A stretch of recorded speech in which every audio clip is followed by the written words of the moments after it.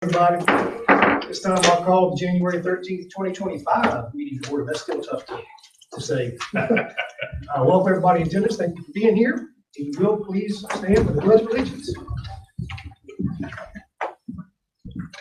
I pledge allegiance to the flag of the United States of America and to the republic for which it stands, one nation, under God, indivisible, with liberty and justice for all.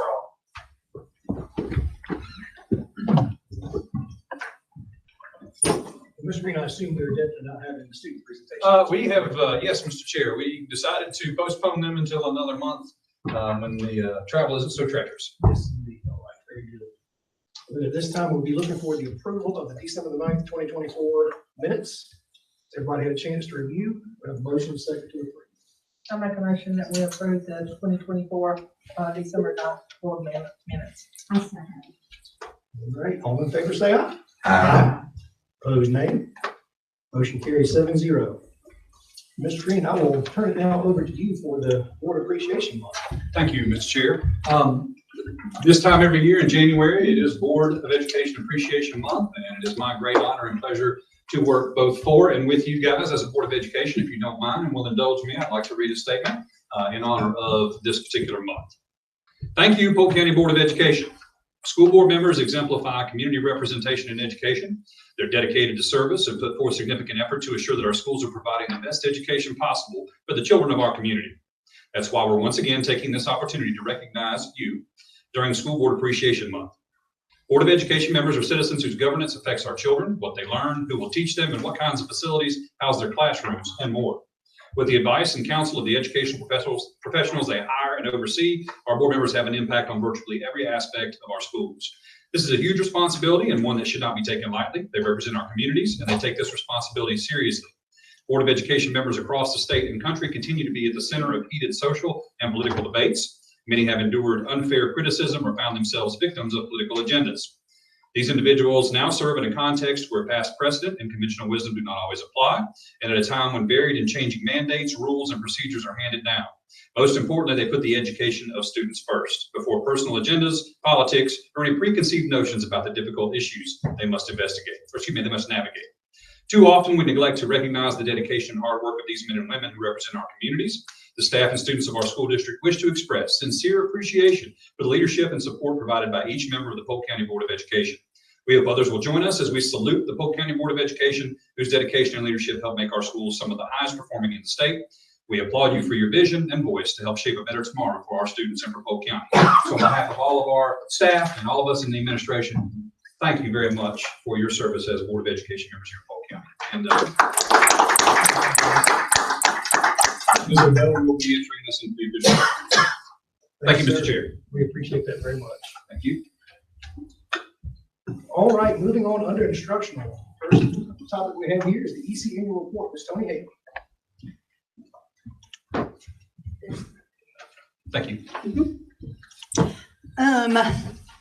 Good evening. So I'm going to present to you our annual report. I'm going to give you the same disclaimer I've given you the past couple of years. This date is like 2 years old. But they have to post it every year, and then this is publicly posted on the websites for the state, so I want y'all to be aware. The first indicator, there are 14 indicators that the state has to rate us on, and then they rate the state, which then informs the feds of how special ed is going in North Carolina. So graduation rates, ours are steady. Again, we might lose one kid, each year, but nothing that jumps out that I'm really super concerned about. And then the same thing with dropout rate. Not concerned. We meet state targets in those areas. And then as far as indicator 3 has to do with our performance on state exams. They break these down into math and reading, and then they break it down into 3. The first one being, if you'll go on, we'll look at math. Participation rates. We test all of our children. What you'll notice in high school is that rates for math 3, and not all of our EC children take math 3. any kid in OCS or anything like that will hit that marker. And so they're taking alternative math to meet their graduation requirements. So I'm not concerned about that. The state target is always really, really high. And for us, if we have 5 kids in a cohort in OCS, that's going to throw us down real quick. Performance rates. Did we go to B? Again, 4th and 8th grade looking really good. Again, that's math 3. That's a really high level math for some of our kids with disabilities. So I'm okay with that. And I think that we are doing really good things for high school kids. And then we look at the next one. Yes. I know you're hearing yourself twice. This is not one I'm going to use. I just need to use it. It's basically being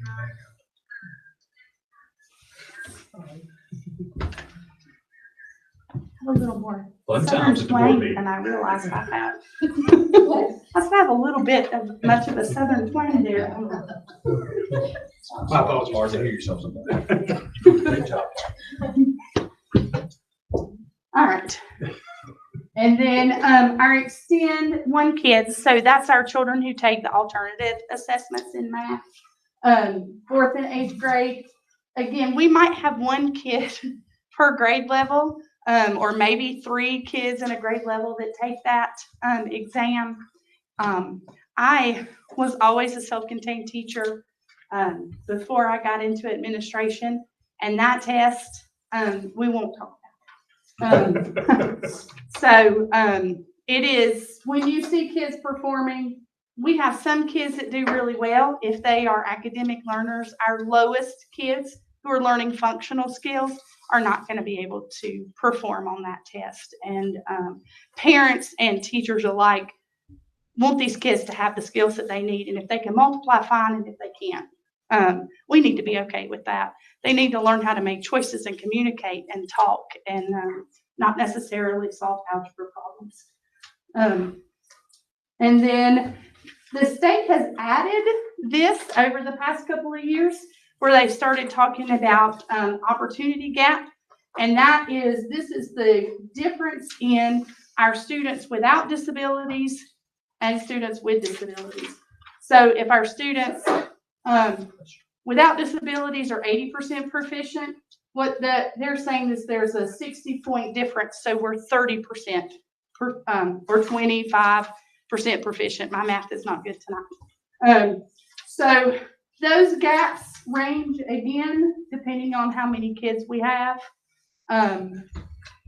So I think our kids are doing well. Are there some things that we could do better in the area of math? Yeah, we could, but we have them because they're behind. And so our job is to catch them up.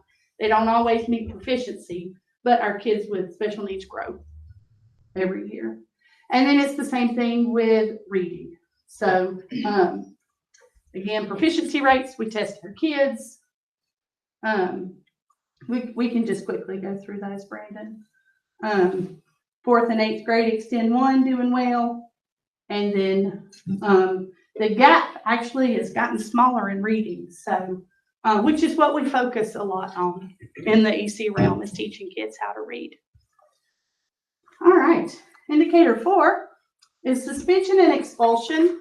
And what we look here is, do we suspend EC kids or EC kids of color or a particular category, kids who are have a serious emotional disability? Do we suspend them more than we do kids without disabilities? And we do not.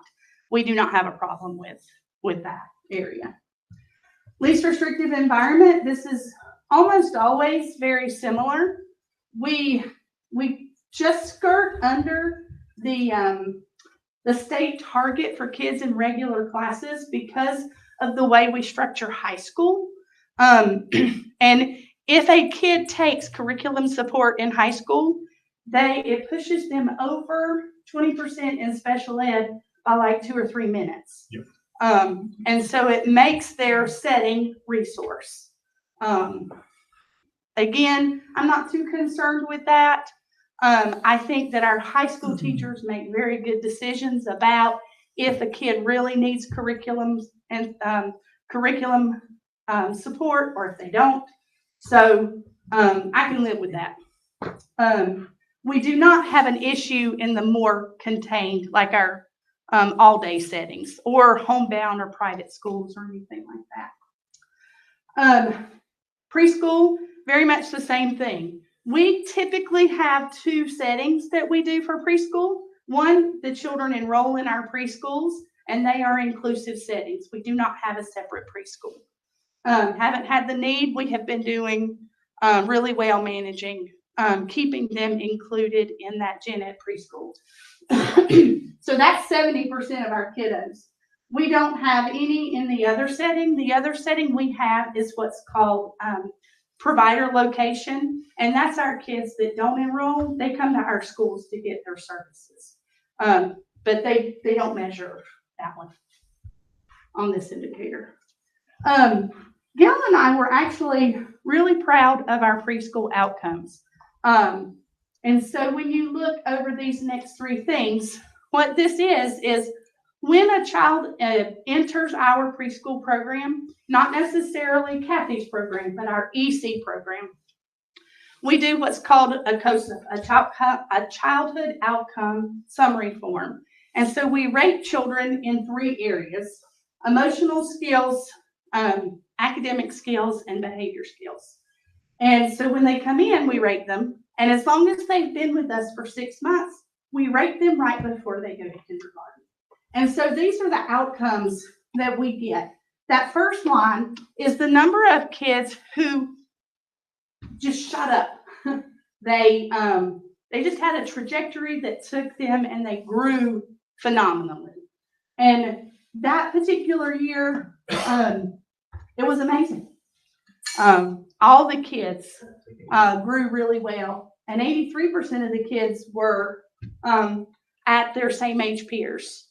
Now we can go back and look. Some groups are lower.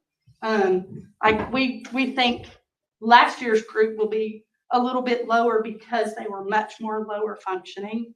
That's hence why we had to add a self-contained class at Polk Central, because we had so many kids who were just that low. But the social emotional skills, just the skill acquisition, Brandon, if you'll go to the next one, was the same. And then behavior skills, very much the same. So our preschool model works. We are growing kids and getting them ready to learn. And then indicator 8, we finally were on the pick to do that, and that happened last year. We sent out the links for the surveys through email. We sent them home with progress reports and report cards, both in April and then again at the end of the year. The survey closed June 30th. I do have access to live results. They're just not published yet, so I didn't put them up there.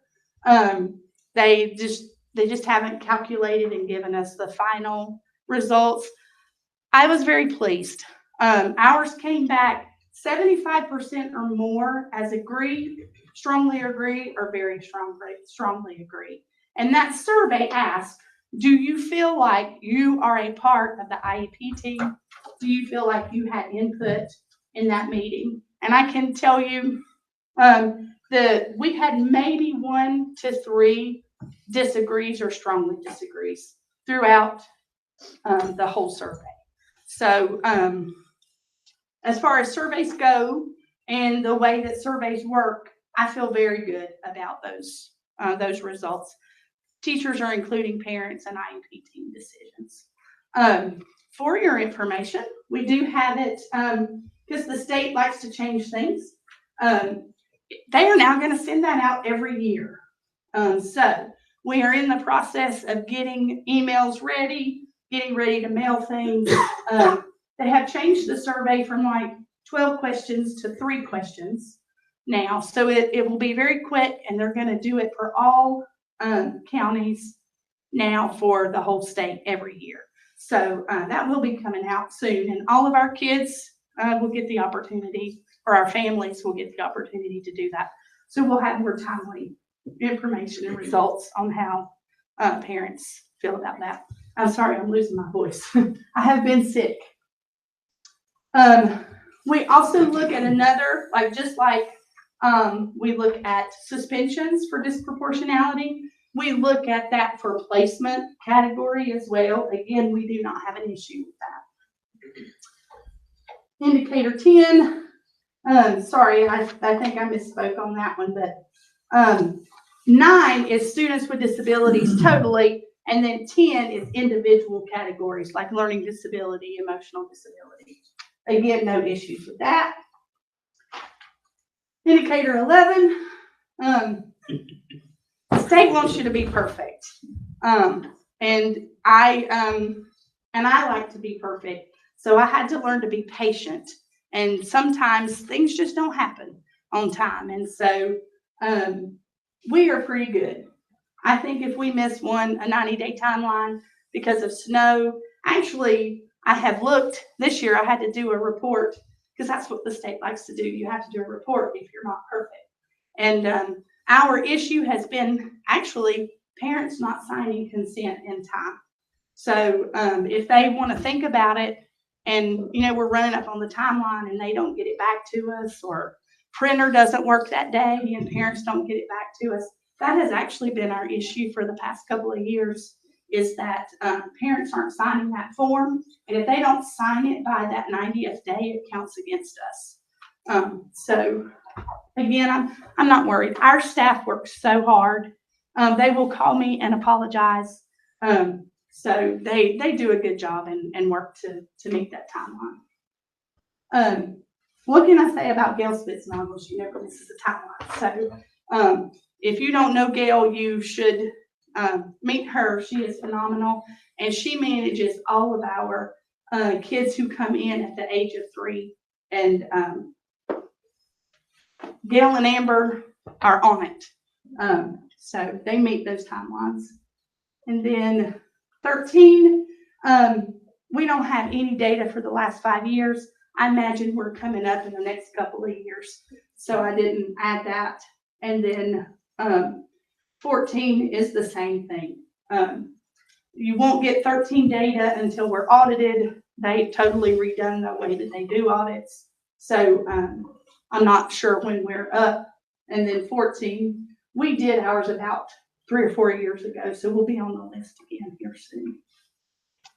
Any questions? Questions from Ms. Haley? Mr. Chair, I would like to make a comment. Commend Ms. Haley on her work, and certainly her team. They do a great job.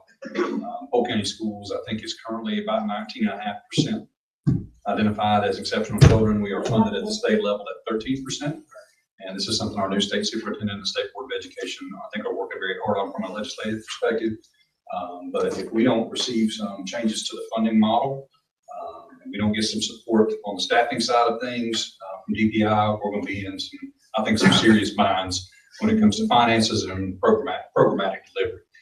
So I just want to make that clear. Again, I'll commend Ms. Haley. She does a great job filling in the gaps and making do what we do. But any of your voices that could be lifted up to the legislature or the people that make decisions would be most appreciated. This is a crisis across the state and nation that I think is only going to get worse. Yeah, I just looked. I report to the principals every month what our head count is. It's up to 372. I'm not sure what our ADM is today. And we have 26 in referral.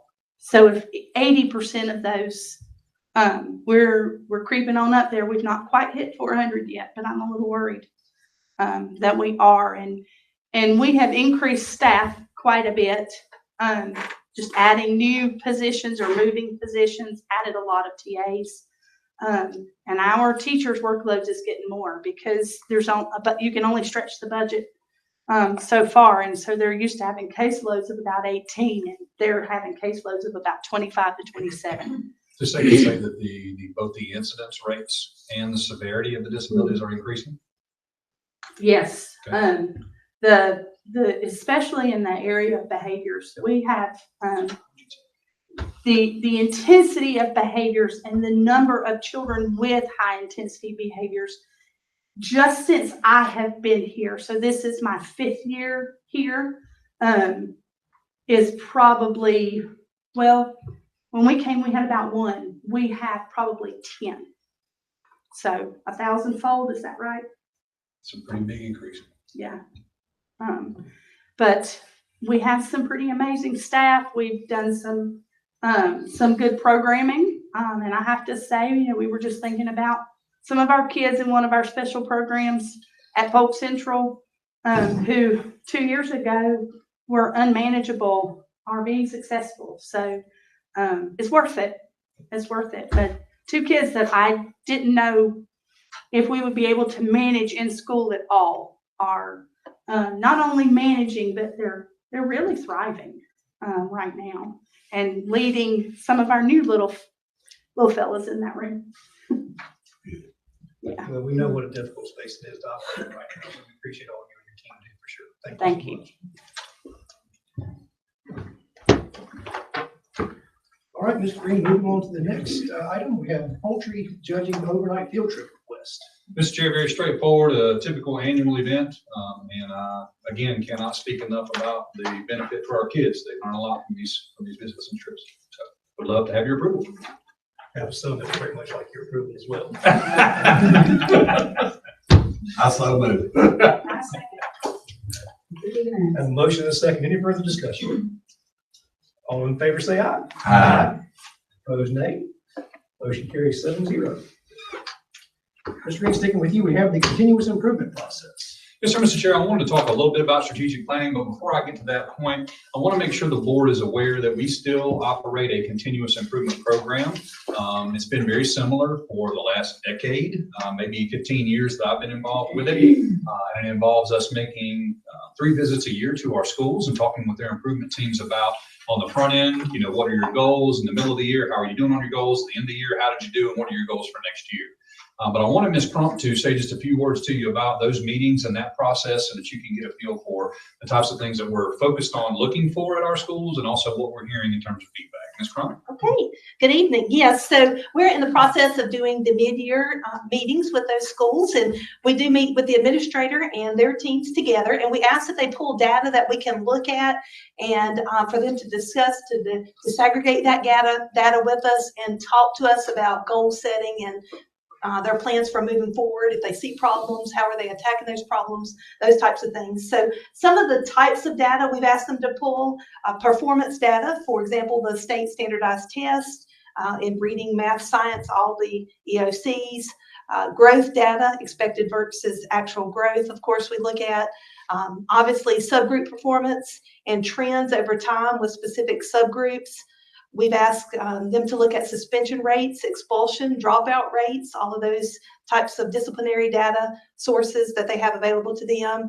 The teacher working conditions survey, and that says a lot about the climate of the school. So we asked the principals to pull those and look at that data as well. Attendance data, overall chronic absenteeism strategies that they're going to use to address maybe those areas of attendance concerns and trends. Read to achieve data, of course, in K3, the reading proficiency. We use in-class and MTSS data meetings, progress monitoring, intervention strategies, all of that data that we use at the elementary level. In the high school, the CTE program performance data and wheel course data, for example, the enrollment numbers in certain wheel classes like art, music, PE, those types of activities. And non-traditional course completion, like enrollment in CTE or dual enrollment courses, those types of things. And then, of course, we recently we're starting to look a lot at staffing trends, and we heard that a lot at the high school, of course, with concerns in certain subject areas and that are hard to find teachers in some of those subjects. So we asked them to pull all of that information together and present to us, And it's been great. I think we have some really valuable discussion with our teachers, and we are currently halfway through that process. We've met with half our schools, and we'll be meeting with the rest of them throughout the month of January and into February, and look forward to that. And once again, like you said, at the end of the year, we talk about the goals. What did you meet? What would you like to see? And, you know, if you didn't make growth in a certain area, what are your plans for improving and moving forward? So a lot of discussion taking place over data, and actually really emphasizing with our administrators and our teachers that it's one thing to just say things are going well. You know, it's like, well, it was great, but show us the data. Where is it going well? Let's look at the numbers and see if you're really making the progress that you feel like you're making, but is it really there? Thank you, Jim. Appreciate that. And I know some of you are familiar with that. The veterans here know that that's kind of what we do, and we certainly invite you to be a part of any and all of those discussions if you'd ever like to be. But I wanted Ms. Crump to make sure that you knew that process was still going on, and the depth and breadth of these conversations, I think, has increased over the 15 years that I've been involved with it. So I'm pleased with what our schools are telling us back in terms of how they're attacking these issues, how they're finding solutions sometimes when there aren't great obvious ones there, and certainly gives us an opportunity to offer support and resources when we can. So thank you, Jan, for that. I appreciate it. In that same vein, we had scheduled some strategic planning way back in the day, right along the, fall of 2021. I don't know if anybody remembers 2020, 2021, if you remember what was going on then. So we did not do strategic planning. So it's my goal to go ahead and get this done for the district this spring. And so I've given you this is the timeline right now. And so if you guys want to take some time to review this, if you have any heartburn or headaches in our process, please let me know. This is a 30,000 foot view. We'll get you the details out, but if you make note, between February and April, we'll run individual school site community stakeholder meetings. We're actually meeting with principals tomorrow, and I'll nail down each site and what night they're going to have that community stakeholder meeting. We'd love for you to be there if you can. Certainly you can travel to other schools that aren't necessarily in your township, but certainly would love to be a part of the schools in your communities if you can be. And these are listening sessions. Will be guided. You know, it's not just a free for all. People can come in and just, openly say this, that, or the other. We try to direct those conversations so that they're productive. Stakeholder surveys will go out, very straightforward Google surveys. I don't want to get too much in the weeds. You guys may remember our advanced ed accreditation process, and they had these multiple pages of surveys, and people didn't really like that. We're going to be straightforward and simple and just get back some really 30,000 foot data for us. Also meet with community and business leaders here in the community. We've got a good list of those. Dr. Schweitzer and I did that not too many years ago, and we'll continue those. And then we'll get all that together and conduct what we call a SWOT analysis. Talk about our strengths as a district, our weaknesses, our opportunities, and our threats for success going forward. What's not happening that's going to help us meet our goals. And then finally, we can synthesize all that to try to come up with a vision, mission, and set some very straightforward and clear goals for the district. And then we'll finalize a draft with you guys and let y'all look at that in May. And then once you guys feel good about the draft, we'll take it back out to stakeholders for one final review and then bring it back to you for final approval. So that's, again, a 30,000 foot view of the strategic planning process. I have tried to align it very similarly to what Dr. King, Jan King, with the BEAT program and other districts do, especially districts our size. If you do have any feedback from me or you want me to go any different directions with the strategic planning process, please let me know. Questions? Thank you, Mr. Green. Thank you, Mr. Chair. And moving on, sticking with you, we'll go with the Forbes Teacher Leadership Program. I wanted to make mention, in case you heard it discussed, I'm very much indebted to the Forbes Foundation. Just like they gave us money to do an administrator retreat, they've given us money now to do a teacher leadership program. And Jan King with Peak Education will be conducting those for us. We had a little over 20 some teachers apply. We selected 16 for the first cohort. And so they'll be doing 5 different sessions over the course of the spring. All that is a goal to do 2 things. Number 1, to identify the talent, especially the leadership potential in our current staff. And number 2, nurture that potential so that we can have folks rising up into the areas that, that will undoubtedly be vacated in the future.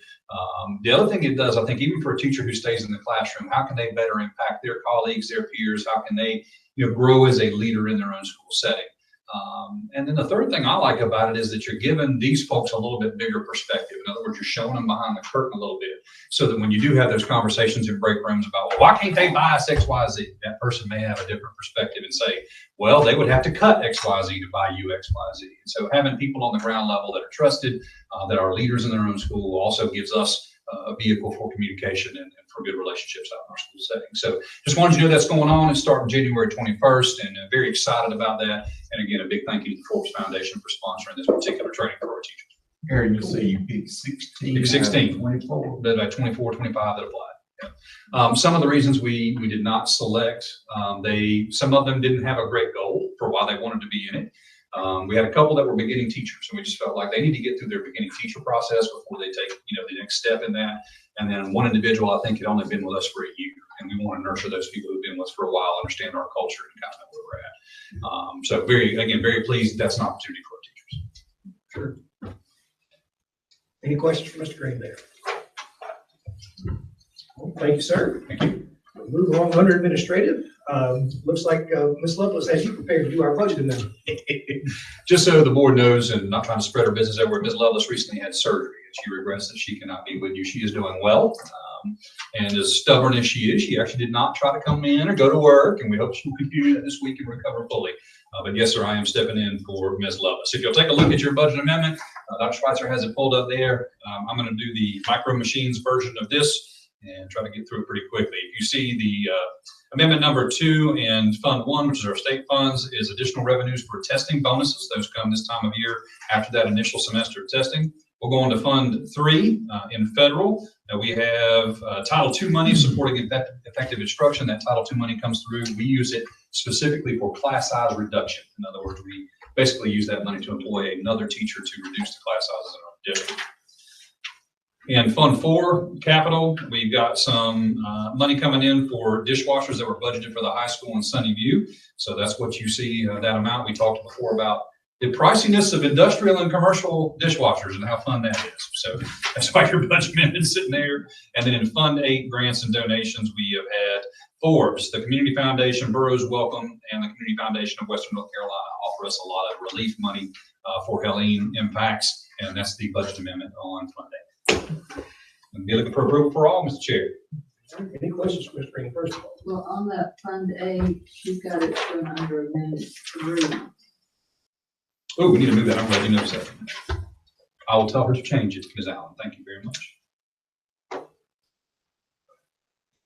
Any other questions for me? Good catch.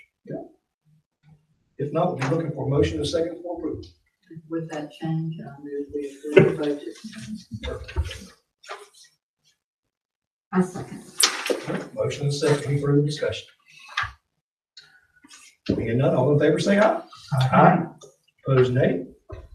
Motion carries 7-0. Yes, so Budget calendar.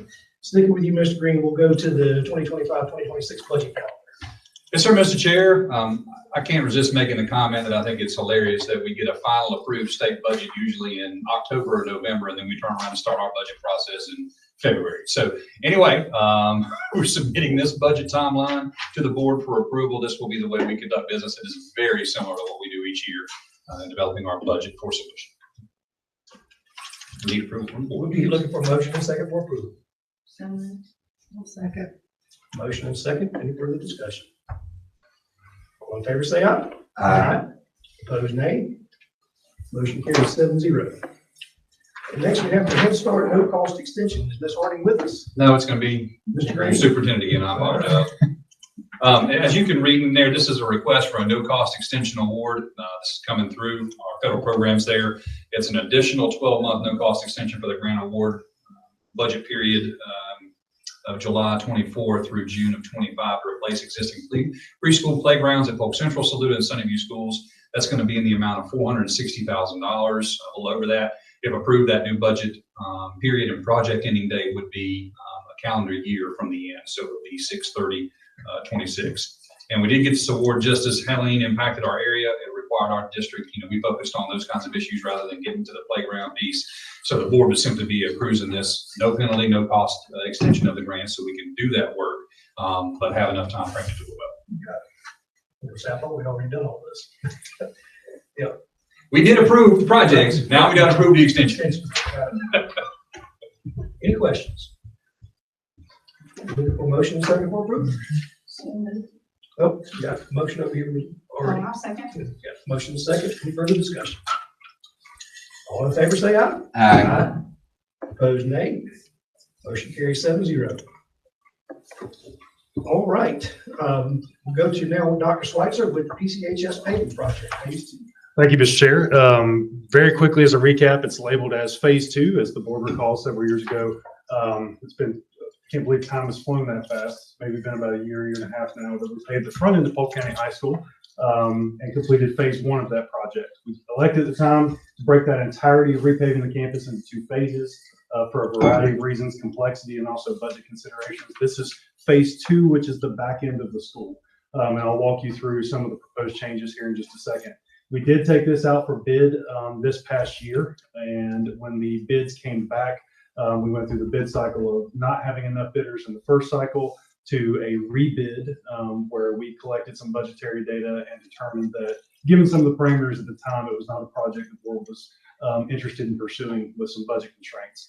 Rebid this out for a second time, again in November, and got some budget, some bids that came back in that are a little better aligned to, I think, where we stand. And then also we have some changes that have come on the financial side in terms of how we're going to be able to do some allocations with our money and some assistance from the county. So definitely some different considerations of some of the help we're going to get on this project. Want to walk you through real quickly a recap of what paving phase 2 will look like. This is an existing aerial shot of the top of the building and the asphalt that runs around back behind where our bus lot is. So this is the first phase, if you will, of this project. This is the proposed structuring that would happen. Not a lot of change in terms of spacing or redesign. You get a little bit of an expansion in terms of the bus circle for turnaround, and then also the reinforced asphalt, the thicker asphalt back in the back where the bus lot is. I do want to make note of something that you're going to see in some of these bids. The official bids are based only off of the base bid. The alternates, there's 2 in this project, you're not allowed to consider when you consider a bid winner. The 2 alternates, one of which is the sort of dotted line area you see up here to the right above our ag area. That alternate has to do with handling drainage and charting some of that water off on that side. So that's been a known and common issue up there. I know we jokingly call it Lake Barber when all that water accumulates up there on that side. This would address all those water and drainage issues with that particular alternate in this project. No better time to replace drain systems than when you're already repaving and doing some of that work anyway. So that's the first part to this. The second and probably the core of this particular project is going to be the gravel road structure that runs in and around our baseball and softball fields. This is the existing layout, and then here is the proposed state. What it does first and foremost is the road leading down the hill is now going to be engineered in asphalt, and there's going to be parallel paving off to the side on the right, the farm side, the safe side, as I called it when I was there, and a guardrail structure put in on the top side associated with where the softball field is. So that's always been a concern when you've been around about cars passing each other, some of the parking, some of those kind of things on that hill area. It also generates a substantial amount more structured parking all in and around, stretching all the way down towards the CTE construction job site. You do see that we cut the asphalt off about 100 feet shy of where the houses are being built.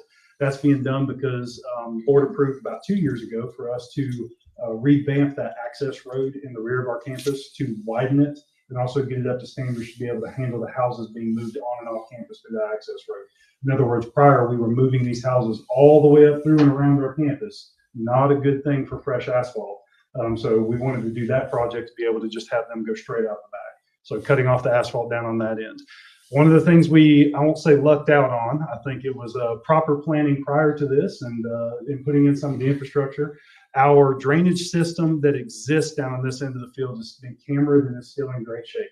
That saved us a great deal of money and in terms of being able to tie into that system and use a lot of that. So some of the faint dotted lines you see is our existing drain systems, and some of the darker lines with the black dots are going to be new catch basin systems to carry that water flow off campus. And then finally, this is the leg that exists running up the hill, the gravel road that goes up and connects to the football stadium area. This is existing, and this is going to be the proposed structure.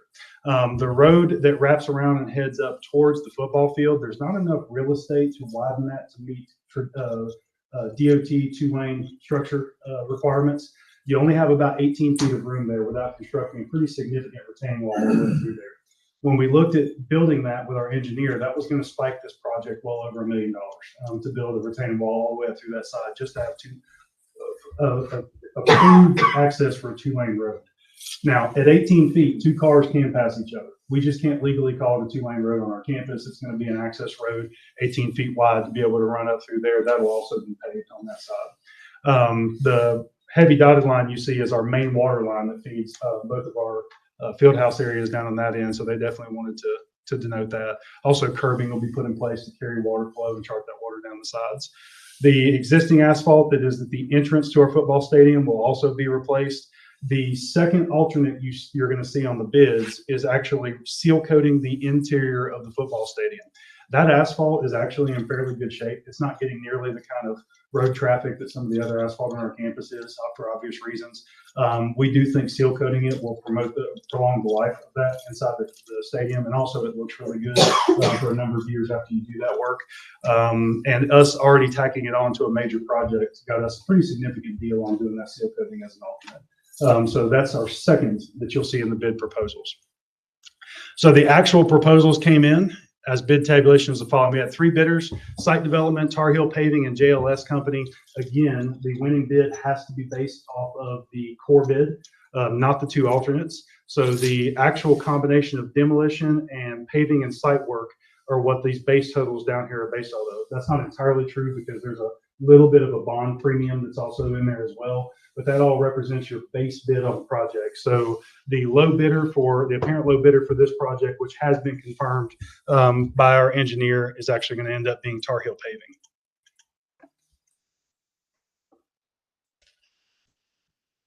Paving. And of course, it's going to skip right to it. It is always funny when the tech guy has tech malfunctions, right? There we go. So you can see their prices in association with the 2 alternates, I think, are reasonable in terms of what some of the other bids came in as. So we feel really good about, number one, accepting them as core bid, and then also they would, if this bid were approved in its totality, be approved for the 2 alternates as well. This project was presented to our facility subcommittee that reviewed it, and we're now presenting it to the board for whole approval. I need to recuse myself. Yes, good. Thank you, Ms. Jackson. Any questions? We would have you know that the committee did overwhelmingly agree that we wanted to move forward with the project. So, but it would take the board to do that. So, what would be the pleasure of the board? I'll make the motion. Have a motion to approve. A second. Motion and a second. Now, any further discussion? All in favor, say aye. Aye. Opposed, nay. Motion carries 6-0 with Ms. Jackson recusing herself. Thank you, Dr. Schweitzer. Thanks, sir. We'll now move on to old business. Mr. Green, do you have old business? One brief item, the training for ethics and boardsmanship 101. We have that scheduled for February, and just want to make sure I get the right time down for you guys. Typically, we would start that around 4 o'clock. I think if you get much past 4:30, we're not able to squeeze that in and then get to our board meeting at 6:30. So what is the pleasure of the board on the timing that should start? About 4 o'clock, okay? All right. Ms. Odell, help me remember, we will get that scheduled up. I think it already is, but we'll get it confirmed for 4 p.m. That will be John Henning with Campbell Shatley coming down to do that training. Thanks, sir. Dr. Schweitzer, I wonder if the piece that we were discussing earlier doesn't need to be brought up under old business. Perhaps. I think it's more appropriate. Yeah. Okay. Well, then I'd like for you to kind of go back through the process for the FCA, like we talked about during our committee meeting. Yes, sir. And let's rehash that again. I know we've talked about it. I can't remember exactly how it all went down. Yes, sir. Thank you. So we're not talking about the Fellowship of Christian Athletes. This is a whole different FCA. This is a facilities condition assessment. Somewhat of an endeavor that I can recall Polk County Schools is not engaged in this kind of official manner. A facilities condition assessment is a comprehensive assessment of all Board of Education owned structures and facilities. When I say comprehensive assessment, what I mean is a detailed inspection and evaluation of not just your physical building from foundation all the way through to the rooftop, but also all the various subsystems inside. So your heating and air, your plumbing, your electrical, even your data cable poles, like everything, all of your subsystems inside the building. At the end of an FCA process, you're presented with a pretty detailed evaluation of not only the current status of each one of your board-owned facilities, so not just the schools, that's why I keep saying board-owned, it would be this site in addition to all of our school sites, it's everything the Board of Education owns. You would not just get a current assessment, you would also be given a maintenance plan in terms of budgetary allotments that the board should consider to either bring buildings up to current standards or to allocate for maintenance and upkeep over time if no changes are done over a period of time. So typically you can ask them for ranges all the way out to around 15 years, but they'll do breakdowns at generally the 5, 10, and 15-year mark about how much money needs to be put into maintenance and upkeep. There's tremendous benefits to doing an FCA in that it gives you a detailed analysis that we've never had before of all of our facilities. What we've done prior to this is the very best we could do with our own internal resources. We've been very blessed over the years to have various people with various expertise that have been able to weigh in on certain things. Someone who comes to mind right now has been Robert Gilbert, who's our director for a master electrician. No better person in the world to evaluate your electrical systems within buildings. Robert, I think, will be first to tell you that as good as he is at being an electrician, he may not necessarily have, that kind of level of expertise when it comes to plumbing or some other areas. So we've just kind of done the best we could with charting out and planning for some of those facilities upgrades. For lack of a better way to say it, we've operated primarily on a fix on break policy. We try to get ahead of projects when we see them coming. A great example is one that has been talked about, I think, several times is our package plant out at Polk Central Elementary School. We know that one's going to need to be addressed within probably the next couple of years as a result of some of the work we've done out there recently with that septic system. But a lot of times it's, hey, we have a roof structure that's leaking incessantly. We get someone out there, they evaluate it, and they say, guys, this is in really bad shape. This needs to be replaced. We allocate funds to tackle that particular roof structure, a gym roof or a section of a building. We tackle that and we move on. So that's kind of been generally how we've handled a lot of our facilities pieces. This gives you a chance to really chart out those maintenance costs and really work towards what are actual expenses for building upkeep and what can we expect to see over a period of time. The downside is it's a pretty fair amount of money. We've been advised that we need to be ready to budget and allocate around $150,000 to be able to do this assessment. So it's a sizable chunk of change for a return that gives you back high quality information. But it's not like a paving project where when it's done, you see this beautiful thing that's out there that you can admire. It's a data set that you're going to get in the end, which again has tremendous value, but it's a much harder lift to swallow for that kind of financial investment. So it's definitely a tough call. Our facilities subcommittee talked about this at length. We've talked about it this past year in the last several months about going out for bid. Remember, just going out for bid doesn't obligate the board to anything. It just means you're getting pricing back. It's not until you accept one of those bids that you're locked into actually doing something with it. So we've talked about taking it out for bid. We've talked about the value and the pros and cons involved in this. And I believe based on our recent meeting that it would just be a discussion to bring up today before the board to talk about interest in pursuing and moving forward. Yeah, that was my main point of bringing it up, was just to see what the board overall felt about this and what might be a path forward, if any. We think this is something we want to do. Is it feasible? Cost-wise, do we want to go down that road? Just want to kind of get a feel from everybody about their opinion. With the age of our buildings, that would be a good idea. To see what we are. I think it's a good idea, but I'm wondering how we'll get the money.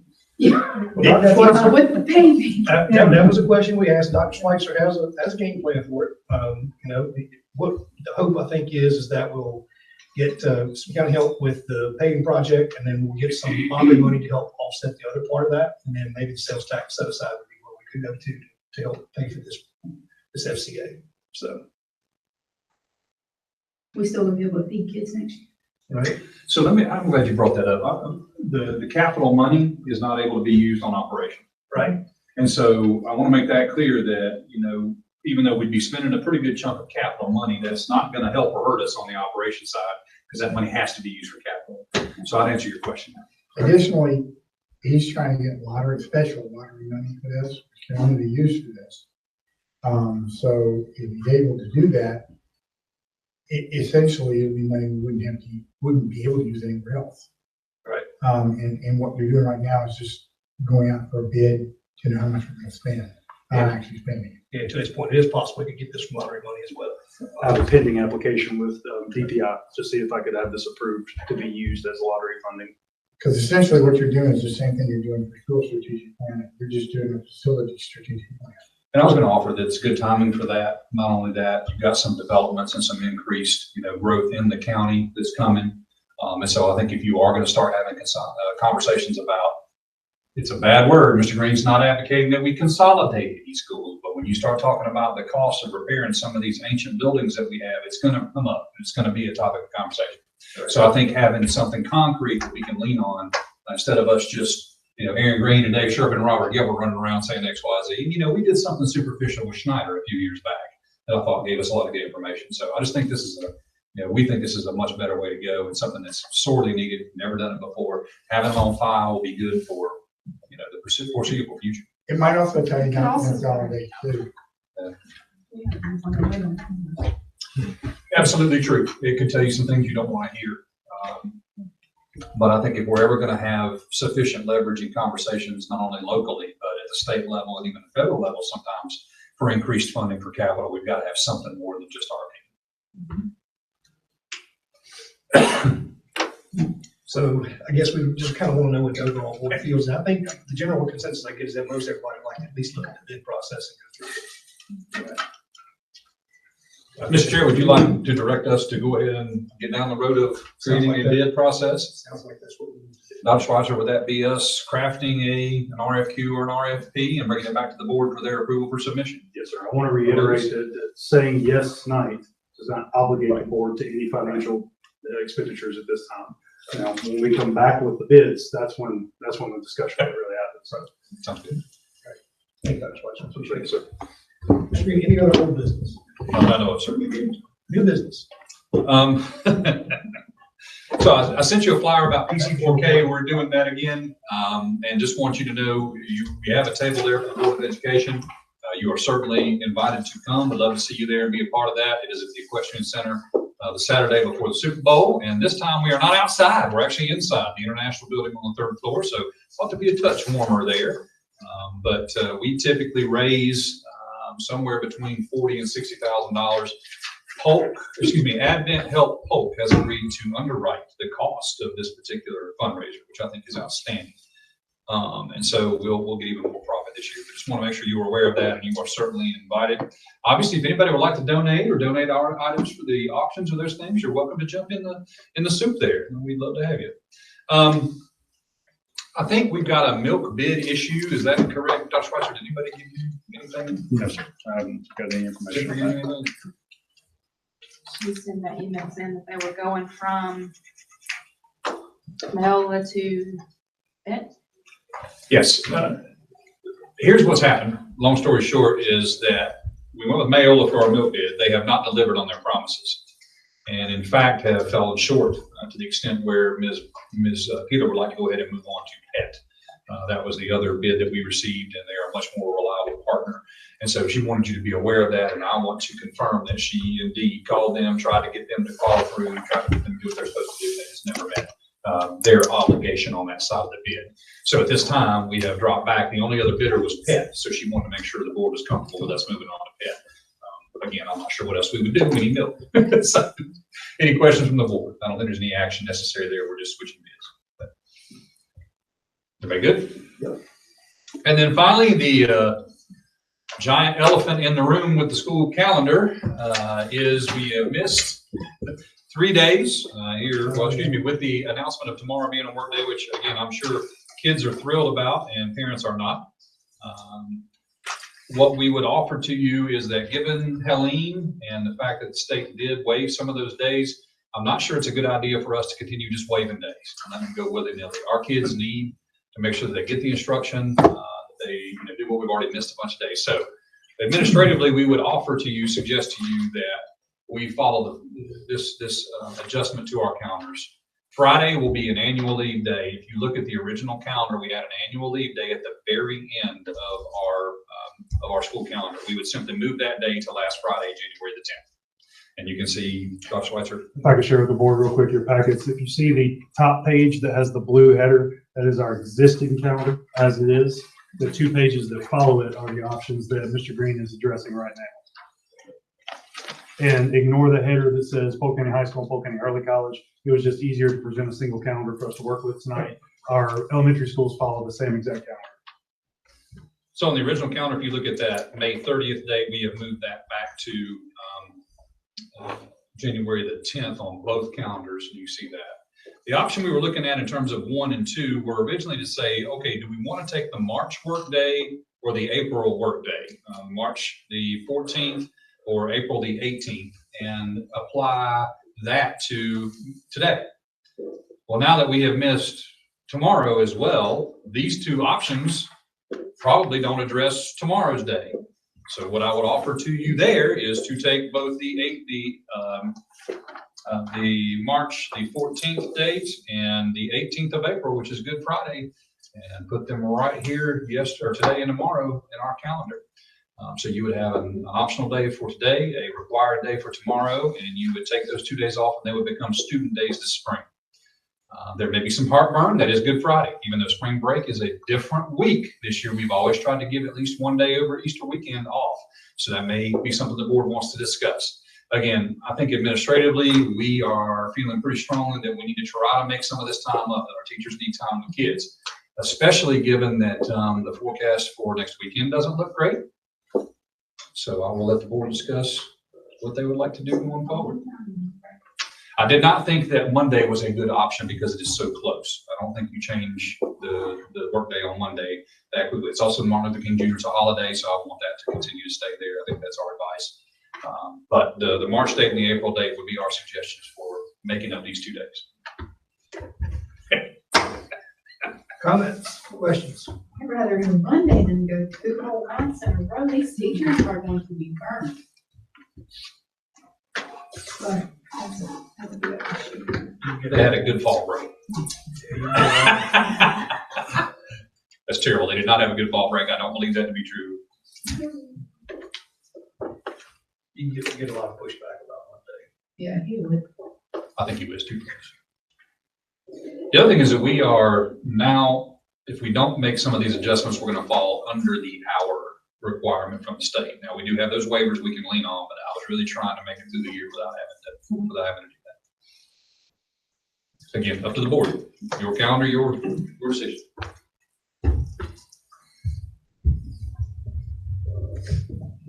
Any other questions or comments? So we have a choice. I don't think we do either. That's something we need to make up today. Yep, I agree. And what is the pleasure of the board? We look for a motion to approve. It looks like, Well, it's really like you don't have an option. We have really Pick option both, 3. so Yeah, Mr. Chair, it's option 3, which is both option 1 Yep. and option 3. right. Yeah, exactly. I can craft a motion to this effect. The motion would be to assign the annual leave day that was originally May the 30th to January the 10th. We will assign the optional work day that was originally April the 18th to January the 13th. And we'll assign the required work day that was March 14th to tomorrow, which will be January 14th. That would be the motion, sir. I so move. Motion to have a second. I'll second. Motion and second. Any further discussion? We'll be changing it again next week. That's probably right. Amen to that, sister. Hey, that's God's problem. He'll tell us what to do. All right, all in favor say aye. Aye. Opposed, nay. Motion carries 7-0. Thank you, Mr. Chair. That'll allow us to get that change made now. And I do believe that is the end of new business unless you have something. Do not. For informational purposes, we have the December preschool monthly report, the December Head Start 2024 minutes, pre-K financial report, monthly financial report, monthly credit card report, optional teacher workday on January 20th. And then we have NCSBA offered optional core training. We have the 2024-2025 NCSBA video library core training, the 29th to 30th at Veressa. The 2025 Board Officers Academy February the 5th in Raleigh, and board chair superintendent seminar, February the 6th in Raleigh. At this time, we're at public input. We do have one person that wants to speak. I want to make sure I don't butcher your name. Is it Vitale is the last name? Vitale. Vitale? Yes. Is Angela Vitale? Ms. Vitale, I've read your letter, and you should know I share in your pain in that situation right now. I have a son that's been, the last 2 years, I've had sons that have been involved in this whole thing with the math teachers. It's been a tough thing to navigate. There's been some spirited conversations around my house in the last couple of weeks, and so I know exactly where you're coming from. But you have 3 minutes. The floor is yours. Thank you. Everyone's got a copy of my letter. I will first want to say thank you for all that you do. I will tell you, our experience has been amazing. Polk County, we came here for a quality education for our kids, and that's exactly what they've got. And we are thrilled. So this is by no means a complaint. One, I don't believe complaints are handled in large settings like this anyway, but this is not a complaint. We've had amazing staff. And as I've looked at this year as when it affected my family, and I'm not going to read the letter, you've all seen it. My biggest concern is your concern is quality teachers. And when I say quality teachers, I mean that broadly. The paraprofessionals, the secretaries, the administrators, the staff, the people, they make all the difference. And that is the reason that Polk County is hands down, I would say, the best in the state, because when I look at the state report card of your competition, some of their challenges are not challenges we would want to have. So I would say that you are without doubt best in the state. But to stay there, we are going to have to fill vacancies across the board, but the people make the difference. And when we look at the staffing, when we look at the salaries, when we look at supplements from surrounding counties, it becomes an economic issue for teachers that would like to be here. I can't imagine anyone not wanting to work in this climate. I've been in education 37 years, and this is amazing. But it becomes a matter of paying the bills. And I am encouraging the board. I've heard tonight, everybody's pulling for money. Everybody needs money. There's never enough. But in order to get the teachers we need, we are simply going to have to get them from other counties because there are not enough coming out of our colleges. We're going to have to offer a supplement that's large enough that they say it's worth the 15, 20-minute drive to leave another county to come here, where they, without a doubt, will have better working conditions and very supportive families. But we have to make it financially feasible at the salary range teachers are working with. So I would encourage you, as you are looking into all of your budget issues, whether it is providing supplements across the board, providing increased supplements for the highest needs positions. If we do not fill right now the math vacancies at the high school, we will suffer because our students are not able to take the classes they need to take.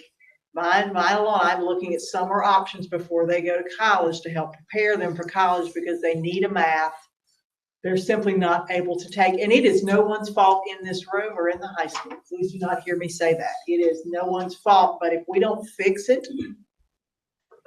we are not going to continue to be the school system that we are now and the one we want to be. So I have sent this same letter request to all of our elected officials, to the new superintendent of the Department of Public Instruction, who I had the privilege to work with on some committees years. But I've asked you to look at the budget, desperately fill those positions as soon as possible. Thank you, Mr. Talley. We appreciate it. Thank you for being here. And again, we do understand, we do feel your pain. That is all for public input. At this point, I will be looking for a motion to go into closed session for purposes of discussing personnel. And do you have any attorney-client privilege?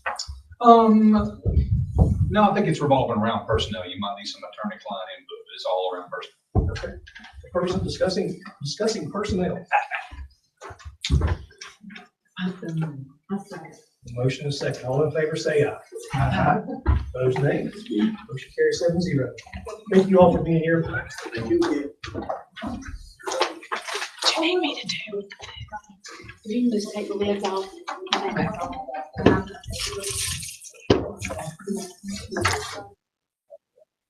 My son.